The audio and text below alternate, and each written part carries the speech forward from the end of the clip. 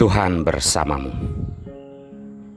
Inilah Injil Yesus Kristus menurut Matius, bab 1 ayat 18 sampai dengan ayat 23. Kelahiran Yesus Kristus adalah sebagai berikut. Pada waktu Maria ibunya bertunangan dengan Yusuf, ternyata ia mengandung dari Roh Kudus sebelum mereka hidup sebagai suami istri. Karena Yusuf suaminya seorang yang tulus hati dan tidak mau mencemarkan nama istrinya di muka umum, ia bermaksud menceraikannya dengan diam-diam. Tetapi ketika ia mempertimbangkan maksud itu, malaikat Tuhan nampak kepadanya dalam mimpi dan berkata, "Yusuf anak Daud, janganlah engkau takut mengambil Maria sebagai istrimu, sebab anak yang di dalam kandungannya adalah dari Roh Kudus. Ia akan melahirkan anak laki-laki dan engkau akan menamakan dia Yesus, karena dialah yang akan menyelamatkan umatnya dari dosa mereka." Hal itu terjadi supaya genaplah yang difirmankan Tuhan oleh Nabi, "Sesungguhnya anak darah itu akan mengandung dan melahirkan seorang anak laki-laki, dan mereka akan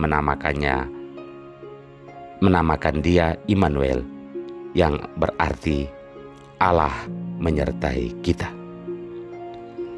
Demikianlah Injil Tuhan.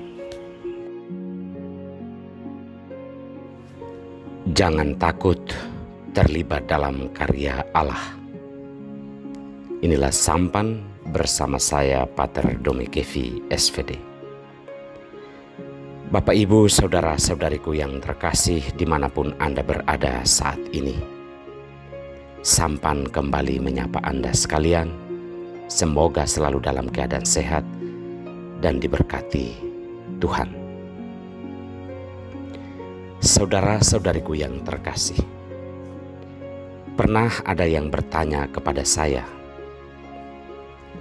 "Jika pastor pindah, bagaimana dengan rumah walet ini?" Saya menjawab, "Itu bukan punya saya."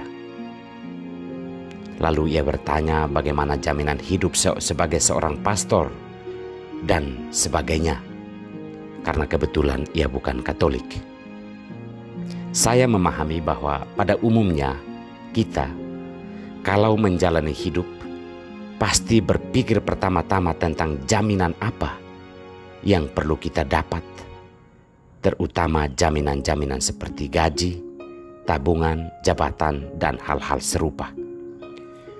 Justru karena hal yang dipikirkan adalah soal jaminan duniawi itu, maka banyak yang takut dan mengundurkan diri dan tidak mau menjalani perjalanan yang agak gila ini.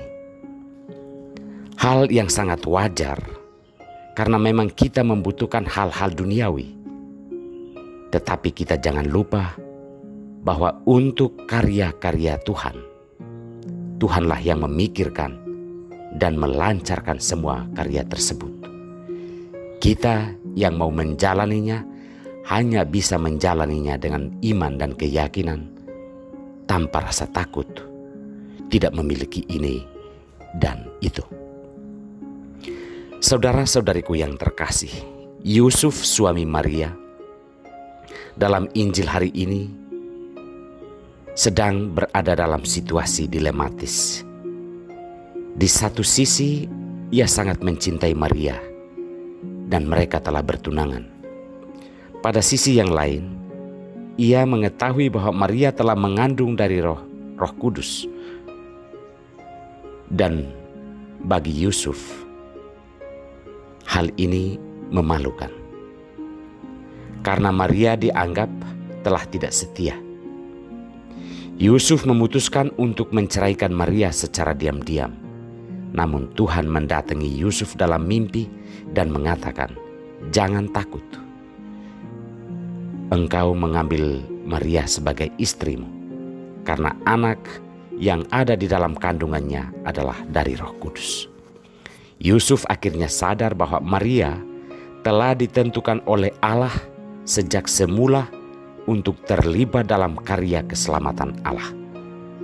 Maka setelah dikuatkan, Yusuf memberanikan diri untuk mengambil Maria sebagai istrinya. Apa yang mau dikatakan di sini bukan sekedar hubungan suami istri.